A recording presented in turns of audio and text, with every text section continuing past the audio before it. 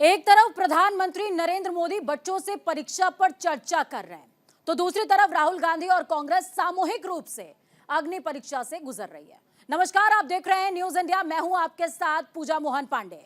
14 जनवरी ठीक इसी दिन उम्मीद का दामन थामे कांग्रेस की भारत जोड़ो न्याय यात्रा मणिपुर इंफाल के थोम्बल से शुरू हुई थी और अब पश्चिम बंगाल से होते हुए बिहार में एंटर कर गई है।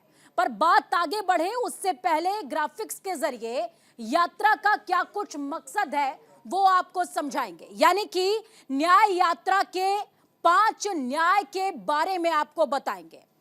न्याय यात्रा के 5 वो न्याय जिसके एजेंडे के साथ न्याय यात्रा आगे बढ़ी और आगे बढ़ती जा रही है। इसमें कई 5 मुद्दों को ग्राफिक्स के जरिए मैं दिखाऊंगी। टीम से मैं कहूंगी कि ग्राफिक्स के जरिए आपको दिखाएं कि किस तरीके से न्याय यात्रा के 5 न्याय कोर में रखते हुए राहुल गांधी लगातार आगे बढ़ रहे थे। देखिए, इन्हीं उन 5 बिंदुओं का जिक्र हो रहा है। युवा, किसान, नारी, श्रमिक और भागीदारी। भागीदारी का जिक्र सबसे ज्यादा कांग्रेस ने पहले दिन से किया है। राहुल गांधी हर बार यह जिक्र करते हैं कि वो युवाओं के साथ हैं, किसानों का पक्ष रखते हुए नजर आते हैं, नारी सम्मान की बात करते हैं, श्रमिकों से बात करते राहुल गांधी नजर आते हैं और भागीदारी यानी कि जो सहयोगी राहुल गांधी के साथ हैं, यानी कि कांग्रेस के साथ हैं, उनकी भागीदारी का जिक्र राहुल करते हैं। सोचिए, यात्रा के मुख्य एजेंडे में भागीदारी का जिक्र करने वाली कांग्रेस इस समय भागीदारी और संतुलन के संकट से ही सबसे ज्यादा जूझ रही है। और यह बात हवा हवाई नहीं है बल्कि प्रमाणिक है। और कैसे प्रमाणिक है, ग्राफिक्स के जरिए आपको समझाएंगे। INDIA गठबंधन में किस तरीके की गांठ देखने को मिल रही है वो आपको हम बताएंगे। देखिए, पश्चिम बंगाल के अंदर जब यात्रा एंटर करती है तो ममता बनर्जी नाराज हो जाती हैं। ममता बनर्जी की नाराजगी देखने को मिलती है। मल्लिकार्जुन खड़गे कहते हैं कि दीदी, यात्रा आपके प्रदेश में एंटर कर रही है और यात्रा को एक सेफ रास्ता दे दीजिए, लेकिन दीदी मानती नहीं है। मनमुटाव देखने को मिलता है। इसके अलावा बिहार पहुंचने से पहले किस तरीके का खेला हुआ ये किसी से छिपा नहीं है। 23 जून 2023 को गठबंधन का इनिशिएटिव लेने वाले नीतीश कुमार आउट हो गए। सत्ता में काबिज कांग्रेस को सत्ता विहीन होना पड़ा और तमाम सपने के साथ अब फिलहाल बिहार में वो मौजूद तो हैं लेकिन वो ऊर्जा नहीं है। यूपी का जिक्र हो रहा है। अखिलेश यादव समाजवादी पार्टी के सुप्रीमो कहे जाते हैं। उन्होंने 11 सीटें ऑफर करी कांग्रेस को कि आगामी दिनों में हम आपको 11 सीटें दे देंगे, लेकिन इन 11 सीटों से कांग्रेस किसी भी तरह से संतुष्ट नहीं है। और इसी के साथ सवाल यह उठता है कि 23 जून 2023 को पटना से ही नीतीश के भरोसे गठबंधन में बंधने और सत्ता को संभालने का सपना देखने वाली कांग्रेस अब क्या करेगी। यात्रा जारी है, पर यात्रा का उत्साह नदारद हो चुका है।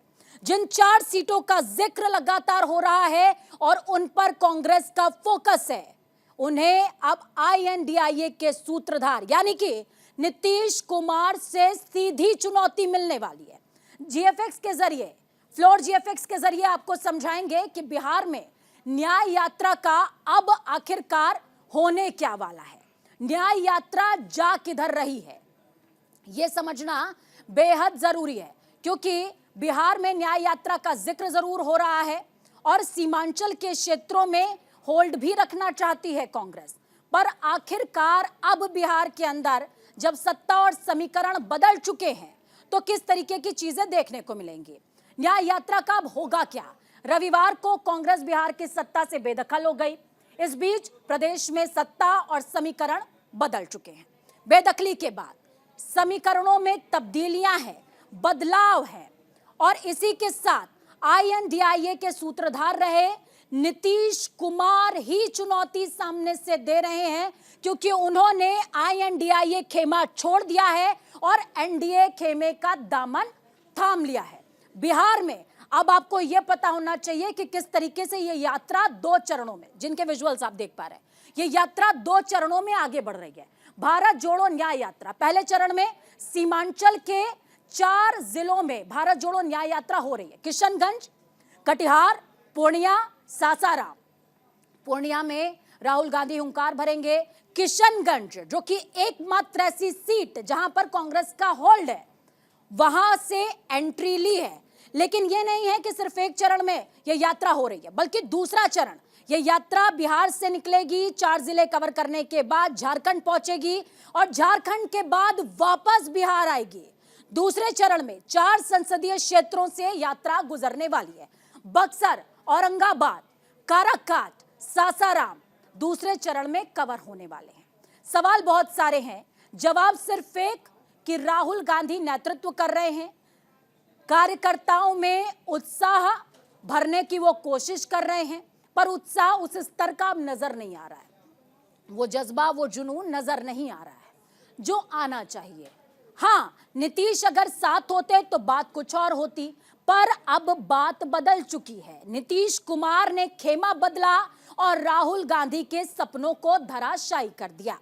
ग्राउंड जीरो का रुख करेंगे। राजीव हमारे साथ ग्राउंड जीरो से संवाददाता सहयोगी पटना से जुड़े हुए हैं और इसके अलावा अनीता चौधरी वरिष्ठ पत्रकार हमारे साथ में मौजूद हैं, जिनसे मैं तमाम समीकरणों पर चर्चा करूंगी। तो ये 2 मेहमान हमारे साथ में मौजूद रहने वाले हैं। सबसे पहले संवाददाता का रुख करूंगी। राजीव मोहन जुड़े हुए हैं। राजीव, क्या कुछ अपडेट है यात्रा को लेकर? किस तरीके का उत्साह और जज्बा लोगों में नजर आ रहा है?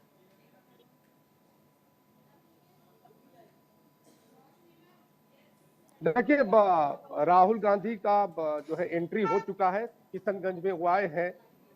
लेकिन देखिए, बिहार में ये कह सकते हैं कि कांग्रेस पार्टी उतनी मजबूत स्थिति में पहले भी नहीं रही है और यही कारण है कि राहुल का यात्रा है उसमें उतना उत्साह नहीं दिख पा रहा है जितना कि उत्साह का दावा किया गया था। हालांकि कांग्रेस पार्टी की तरफ से जब राहुल गांधी का ये कार्यक्रम आया था तब से।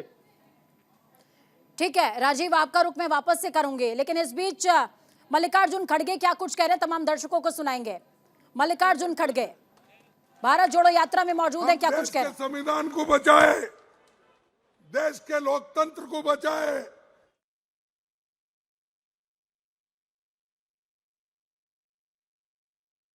मल्लिकार्जुन खड़गे को सुन रहे थे आप। वो साफ तौर पर कहते नजर आ रहे हैं, हम देश को बचाएं, देश के संविधान को बचाएं। क्या क्या हम बचाएं, सारी जिम्मेदारी हमारे ऊपर है। फिलहाल वो गठबंधन नहीं बचा पाए, यही ठीक रहा, सबके सब उनके ऊपर फोड़ रहे हैं। चलिए मेहमानों का रुख करते हैं।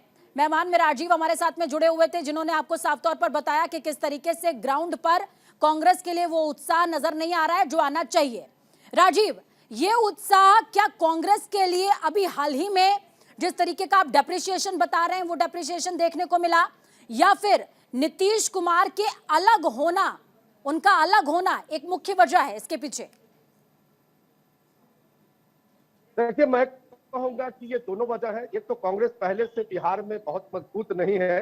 अगर नीतीश कुमार साथ होते, क्योंकि नीतीश कुमार की यहाँ सरकार थी और राष्ट्रीय जनता दल उनके साथ थी, तो अगर इन लोगों का समर्थन होता इनके नया यात्रा में, तो ये माना जा सकता था कि कांग्रेस जो है, जो अपनी खोई हुई जमीन है, उसे कुछ हद तक ये कह सकते हैं कि मजबूती प्राप्त कर सकती थी।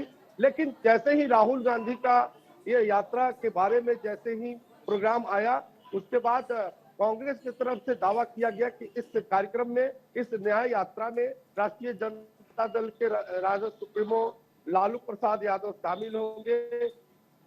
यहाँ तक कि नीतीश कुमार के बारे में भी शामिल होने के लिए पार्टी के प्रदेश अध्यक्ष अखिलेश सिंह ने दावा किया था। लेकिन जैसे ही उन्होंने ये बातें कही, उसके बाद ही बिहार के समीकरण बदल गए और सबके सुर बदल गए। उसके बाद से ही लगने लगा था कि जो राहुल गांधी की यात्रा है बिहार में तो हो रही है, उस यात्रा का बहुत अच्छा रिजल्ट, अच्छा परिणाम नहीं होने वाला है। तो अभी क्योंकि सरकार कल ही बदली है, कल ही शपथ ग्रहण हुआ है और आज राहुल गांधी की यात्रा शुरू हुई है, तो शुरुआती दौर में जो रुझान आ रहे हैं, जो दर्शकों का जो कह सकते हैं उनके पार्टी कार्यकर्ताओं और जनता में जिस प्रकार का जो उल्लास होना चाहिए, उत्साह होना चाहिए, ठीक उतना है नहीं राजीव, देखने आप को हमारे मिल रहा साथ है। में बने रहिए। मेहमान जुड़िए हमारे साथ में, अनीता चौधरी जी, इनके पास में जाऊंगी। अनीता जी, सुर बिगड़े बिगड़े हैं और ताल बिखरी बिखरी है।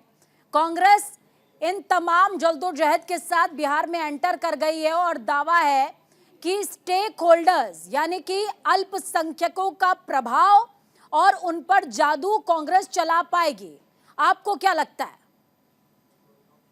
देखिए, कांग्रेस जिस मुहाने से एंटर की है उससे ये अपने आप में बता रहा है कि कांग्रेस बिहार में अल्पसंख्यक की राजनीति ही करने गई है। किशनगंज वो एरिया है जहां पे मुस्लिम समुदाय का वोट जो है सबसे ज्यादा है। वहां पे जीत और हार किसकी हो ये वही तय करते हैं। तो जाहिर सी बात है कि ये एंट्री पॉइंट जो रोड मैप बनाया गया था वो पहले ही बनाया गया था।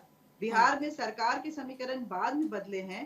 कांग्रेस का ये रोड मैप पहले से ही तैयार था और कांग्रेस इसी तरह की राजनीति के लिए ये न्याय यात्रा जो है वो लेकर के निकली है। ठीक है जहां अनीता जी, एक विषय और है जो मैं आपसे समझूंगी। जब हम जिक्र यहाँ पर अल्पसंख्यकों का कर रहे हैं, किशनगंज से एंट्री हुई है, अल्पसंख्यक की राजनीति यानी कि तुष्टीकरण करने के लिए कांग्रेस ने एंटर किया है, ये आप बता रही हैं। लेकिन हम यहाँ पर एआईएमआईएम की भूमिका को नजरअंदाज नहीं कर सकते। किस तरीके से बीते चुनावों में एआईएमआईएम ने सेंध मारी और सेंध मारने के बाद हालांकि कुछ लोग राजद में जरूर चले गए, लेकिन डेंट डाला है असदुद्दीन ओवैसी की पार्टी ने। इसको डिनाई नहीं किया जा सकता है। और ऐसे में क्या कांग्रेस के लिए ये राह आसान होने वाली है दोनों ही चरणों की? क्या नहीं, बिल्कुल नहीं, क्योंकि कांग्रेस साधने की कोशिश करती है लेकिन साध नहीं पाती है। पिछली बार अगर हम देखें तो कांग्रेस किशनगंज की सीट को, चाहे उस तरह की जहां भी मुस्लिम वर्चस्व की लड़ाई होती है वहां पे वो अपनी जगह बना सकती थी। लेकिन पिछले 30-32 साल 35 साल में हम देखें तो कांग्रेस बिहार से बिल्कुल साफ नजर आई है। किशनगंज में असदुद्दीन की जीत हुई थी, तो कहीं ना कहीं वो मुस्लिम वोटर्स को भी साथ नहीं पा रही है। लेकिन क्योंकि मुस्लिम वोटर्स के लिए मजबूरी ये है कि अभी वैक्यूम क्रिएट हो गया है। अब ऐसे में या तो वो बीजेपी के साथ रहें या हारी हुई पार्टी के साथ रहें। जिसको अपना वोट तो वो देंगे लेकिन उस वोट का कोई मतलब नहीं होने वाला है। तो अब मुस्लिम वोटर्स को भी समझना है कि इस विकास की राह पे, जहां पे सरकार सत्ता में रहते हुए वो डेवलपमेंट के कार्य करी है, कि उसके साथ चले और अपनी जगह बनाए, एक सकारात्मक राजनीति करे, या फिर क्योंकि मुझे बीजेपी को हराना है, मुझे बीजेपी से नफरत है, मुझे भगवा रंग से नफरत है, ये सोचते हुए वो चाहे जो हो जाए हम हारी हुई पार्टी को ही वोट देंगे, ऐसा सोच के वोटिंग करें। ये वोटर्स पे भी निर्भर अनीता करता जी, है। देखिए और यहाँ इस बार पर के इलेक्शन हारी में हुई ये पार्टी बहुत का आपने मायने जिक्र रखने किया, वाला है। यहाँ पर भगवा विरोधी होने का भी आपने जिक्र किया, लेकिन मैं ये भी समझना चाहूंगी, बीते दिन जिस तरीके का घटनाक्रम देखने को मिला है अनीता जी, क्या आपको ये भी महसूस होता है क्या कि नीतीश कुमार अपनी क्रेडिबिलिटी को वाकई ग्राउंड 2 पर खो चुके हैं? जनता का जो मोह भंग हुआ है नीतीश कुमार से, उसका बेनिफिट कुछ हद तक क्षेत्रीय दलों या फिर कांग्रेस को मिल सकता है क्या? मैं आपसे ये समझना चाहती हूँ। राजनीति में क्रेडिबिलिटी कहाँ होती है? अगर क्रेडिबिलिटी की बात होती तो नीतीश कुमार बार बार इस तरह से पाले नहीं बदलते, और ये कोई पहली बार नहीं है। इससे पहले भी सरकारें जिनकी रही हैं वहां भी इस तरह की घटनाएं होती रही हैं। तो राजनीति में अगर हम ये कहें कि हमारा अपना फेस सेविंग करना है या क्रेडिबिलिटी बना के रखना है, तो कहीं ना कहीं ये एक मतलब हम बीच में ऐसे ऐसे मुंगेरी लाल के हसीन सपने देख सकते हैं। लेकिन क्रेडिबिलिटी से इसमें लॉस ना नीतीश कुमार को होने वाला है और ना फायदा कांग्रेस या क्षेत्रीय पार्टियों को होने वाला है। इसमें सिर्फ फायदा या तो बीजेपी की होगी या फिर नीतीश कुमार जिन्होंने अपनी जनाधार खो चुके थे। इस बार नीतीश कुमार की तरफ किसी का क्रेज नहीं हो रहा था, लोगों का क्रेज जो हो रहा था वो तेजस्वी की तरफ बढ़ रहा था। तो वो कम करके कहीं ना कहीं वो बीजेपी के साथ मिलकर वो अपनी उस जमीन को तो कम से कम बचा के रखे हुए हैं कि वो मुख्यमंत्री तो बने ही हुए हैं, साथ में वो वोटर जो उनसे छूटते जा रहे थे, क्योंकि यादव वोट जो है वो 100% लालू यादव की पार्टी के साथ जाएगा, इसमें कोई दो मत नहीं है। जब तक लालू यादव हैं तब तक उनकी जो लॉयल्टी है वो लालू यादव के साथ रहेगी। लेकिन जो पिछड़ा वर्ग का वोटर्स था वो कहीं ना कहीं नीतीश की वजह से वो वोटर शिफ्ट हो रहा था, ठीक है। क्योंकि वो उस तरफ जा रहे थे और नीतीश हारते हुए नजर आ रहे थे। उनका ये आखिरी पारी माना जा रहा था। ठीक है। तो जो वोटर शिफ्ट हो मैम, रहे थे, अब वो आपने इस तरफ यहाँ आ पर गए हैं। तेजस्वी तो का वो जिक्र किया पिछड़ा है वर्ग का वोटर अब बीजेपी की तरफ आने वाला है। जी। तो बीजेपी जो कि वहां पे कहीं ग्राउंड में थोड़ी कमजोर नजर आ रही थी बिहार के मैदान में, वो कहीं ना कहीं अपने आप को संभालते हुए अब प्लस पॉइंट पे चली गई है। और इस प्लस के साथ ही आप देखेंगे इस बार के लोकसभा चुनाव में कि जब सीटें जो आएंगी वो चौंकाने वाली होंगी, और इसका ठीक है। इसका साफ ठीक है फायदा आपको बीजेपी अनीता को जी, होते हुए यहाँ नजर पर भी आएगा। आपने जिक्र किया तेजस्वी यादव का। तेजस्वी का जब आप जिक्र कर रहे हैं तो मैं ये समझूंगी कि देखिए, तेजस्वी और कांग्रेस अब एक ही धड़े के दो सदस्य हो गए। पहले नीतीश से कहीं ना कहीं इनको टसल झेलनी पड़ रही थी, तो क्या वही हाल तेजस्वी के साथ भी देखना पड़ेगा क्या? मैं ये इसलिए समझना चाहती हूँ क्योंकि अभी पश्चिम बंगाल से ये यात्रा आई है। वहां दीदी के साथ भले ही मंच पे जैसा भी बिहेवियर पहले दिनों में देखने को मिला हो, बैठकों के दौरान जैसा भी देखने को मिला हो, लेकिन जब यात्रा पश्चिम बंगाल पहुंची तो वैसा राव रंग नहीं था। और इसके अलावा जिस क्षेत्र में एंटर करने वाली है यानी कि उत्तर प्रदेश में, वहां से भी अखिलेश यादव का बहुत अच्छा इंटरेस्ट नहीं मिल रहा है उनको। तो क्या तेजस्वी यादव के साथ भी हम आगामी दिनों में नीतीश कुमार जैसा ही कुछ टसल या फिर कुछ आक्षेप आरोप एक्सपेक्ट कर सकते हैं क्या? देखिए, तेजस्वी यादव और राहुल गांधी एक दूसरे की मजबूरी बन गए हैं। बिल्कुल। कांग्रेस मतलब राहुल गांधी को अगर सत्ता में आगे जाना है, सियासत में अपने कदम आगे बढ़ाने हैं, तो उनको कोई एक हाथ चाहिए जो उनके साथ पकड़ के चले सपोर्ट के लिए, क्योंकि कॉन्फिडेंस लूज कर चुके हैं। वही हाल तेजस्वी यादव का है। तेजस्वी यादव के बैकग्राउंड उनके पिताजी के कहीं ना कहीं हमेशा उनके मोरल को डाउन करके रखता है। और अभी वो जिस तरह से अलग थलग पड़े हुए हैं, वो भी उस हाथ की तलाश कर रहे हैं कि एक हाथ वो आए जिसके साथ हम हाथ मिला के, कभी कभी हम देखते हैं कि हम अकेले चलते चलते ऐसा सोचते हैं कि कोई नहीं तो कोई साथ हो तो कम से कम हाथ ही पकड़ ले, तो वो कम से कम हाथ पकड़ने वाली स्थिति है। ऐसे में अगर अखिलेश यादव से उनको कंपेयर कर रही हैं, तो अखिलेश यादव के पास उनके पिताजी का दिया हुआ एक मजबूत कैडर है, जिसको जो आज भी उनके लेगेसी है। साथ खड़ा है, और वो सीएम बन चुके हैं। सियासत का वो जो दाव है वो चख चुके हैं। तो कैसे खेला जाता है, तो दबाव की राजनीति वो जिस तरह से राहुल गांधी पे अभी बना रहे हैं, अभी शायद तेजस्वी यादव को उतना मैच्योर होने के लिए समय चाहिए, लेकिन उस मैच्योरिटी के समय में जब आ जाए तो राहुल गांधी कहाँ रहेंगे ये भी देखना होगा। चलिए, बहुत शुक्रिया आप दोनों का ये हमारे साथ जुड़ने के लिए, अहम जानकारी।